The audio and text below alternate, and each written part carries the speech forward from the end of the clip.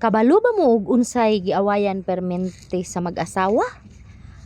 Nga mulampos sa panagbulag. Kwarta. Kung wala kay kwarta, init kay kag-ulo. Kung wala kay kwarta, permi mong gaaway. Kung wala kay kwarta, grabe gamayng problema dak-on na ninyo. Kay tungod kwarta is power. Kung wala kay kwarta, wa kay power. So karon ako lang ning i-share ninyo about sa kwarta. So kung wala kay kwarta, mo nay kalabanan sa mag-asawa sa magtiayon nga muhamtong sa panagbulag ang ilahang pagpuyo tungod kay kalisod.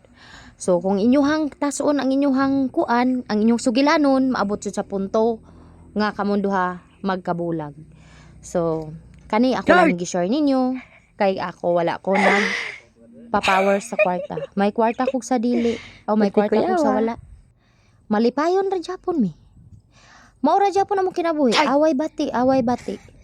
Uga mi kwarta gaaway, pag nay kwarta nagbati na. Ingana ra ka simple among kinabuhi. Naa sa probinsya as a pobre nga mga panagminyo. So wala mi na minyo nga dato. Wala mi na minyo nga nami kwarta, na minyo mi nga pobre. So nagpabilin ming pobre ug nagpabilin ming malipayon sa among kinabuhi bisag pobre mi. So mora na akong gi-share ninyo nga ayaw mo pagpadala sa kwarta kung kamo ay kanang mahayuhay ang inyong kinabuhi, makatilaw mo kwarta, ayaw mo padala sa kwarta. Kwarta is power, pero ibutang ninyo sa hunahuna nga kwarta is kwarta. Dapat magpabilintang maayo nga tawo. So mora na akong gi-share ninyo.